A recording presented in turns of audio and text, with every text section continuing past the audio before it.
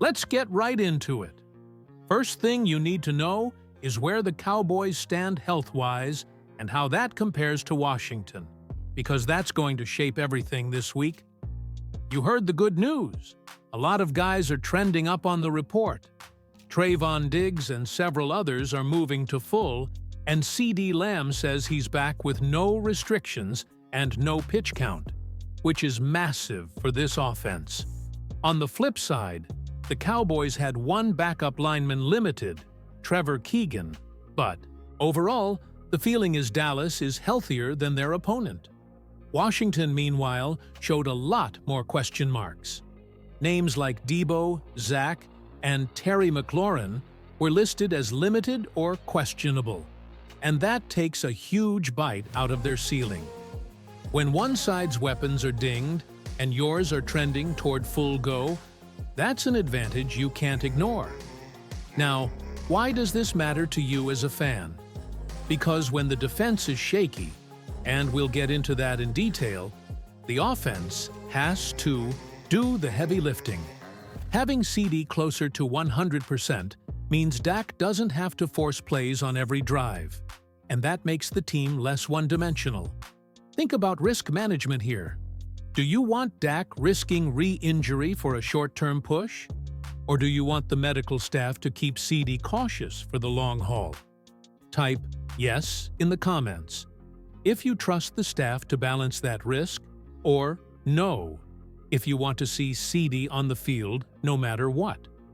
And if you want quick, clear Cowboys updates like this, hit subscribe. We're pushing to reach 16,000 subscribers, and every new sub helps keep this coverage rolling. And smash the like button if you want more injury breakdowns.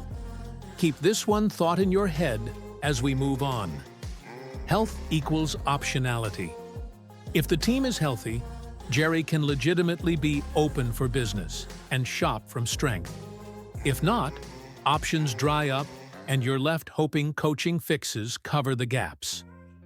Listen up, because the trade deadline conversation is where opinions start to clash and emotions run hot, and that "we're open for business" line from the Joneses really pours gasoline on it. Let me break it down. When Dak is playing at an MVP-ish level, the temptation is to double down and buy now, add talent, flip a few plays, and push for immediate wins. That's the emotional play, and I get it. But the practical side asks different questions. What are you willing to give up? What's the cap hit for a rental?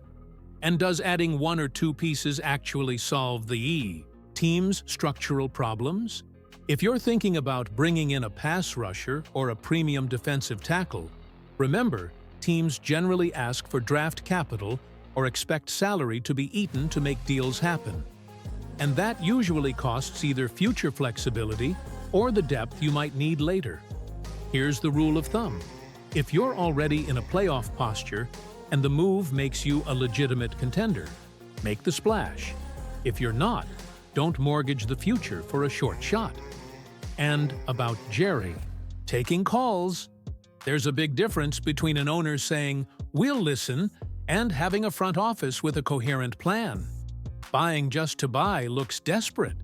Buying with a clear vision of how the new piece fits the scheme can be transformational.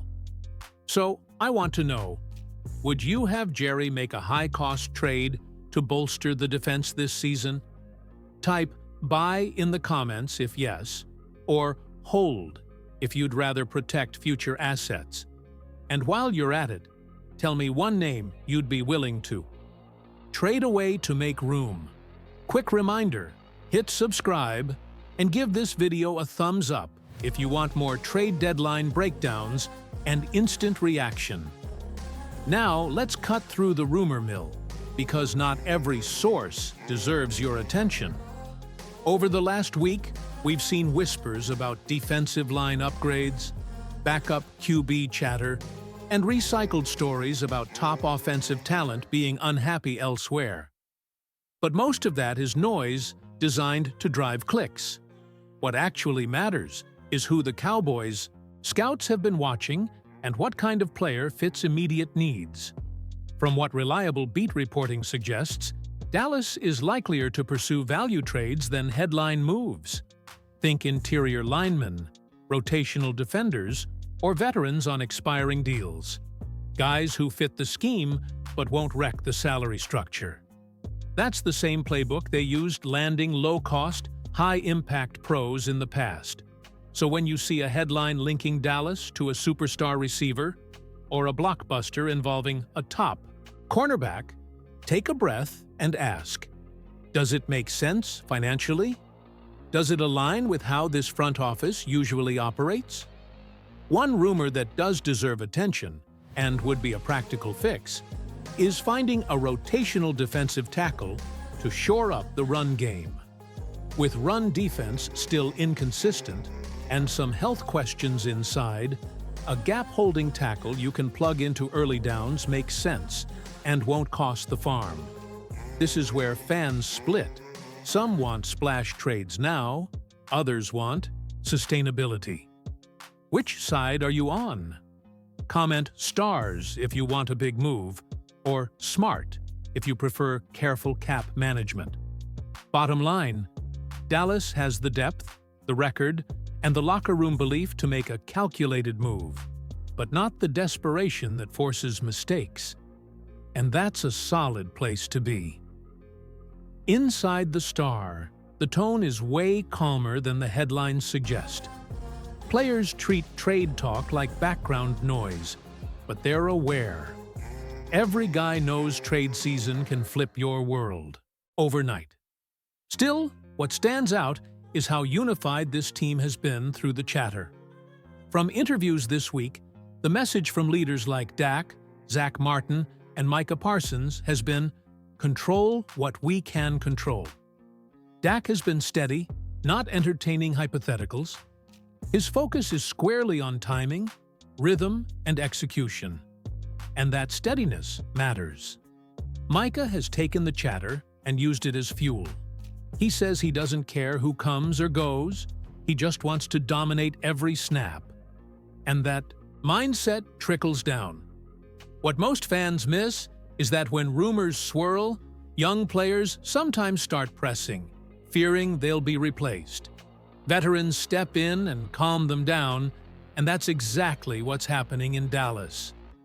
The culture here is one of internal accountability. Compete hard, but don't let outside noise break the room. So while analysts debate whether Dallas should go all in, the locker room itself is locked in and believes they have what they need if everyone plays to potential. Once the trade deadline passes, the speculation fades, and what's left is reality. This roster walking into November is the one that defines the Cowboys. If the front office stands pat, that's not necessarily complacency. It can be a vote of confidence that Dak's level of play, internal depth, and coaching tweaks are enough. If Dallas makes a targeted addition, a defensive tackle or rotational veteran, that signals precision, not panic. It means the team is fine-tuning, not overhauling. Either way, what comes next reveals how serious Dallas is about chasing a championship. The NFC window is open. Some rivals look beatable, others inconsistent, and frankly, no one is unbeatable. From this point forward, every game matters like a playoff matchup. As fans, our job is to rally, stay informed, and push the conversation in the right direction. Drop your verdict in the comments. Type all in if you want Dallas to make a move to maximize this window, or run it if you think the current roster has everything it needs. And real quick, one last vote. Do you think Dallas is healthier than Washington this week? Type healthy or not healthy. If you stayed with me through the whole breakdown, hit subscribe and tap the bell. You'll hear it here first when something breaks.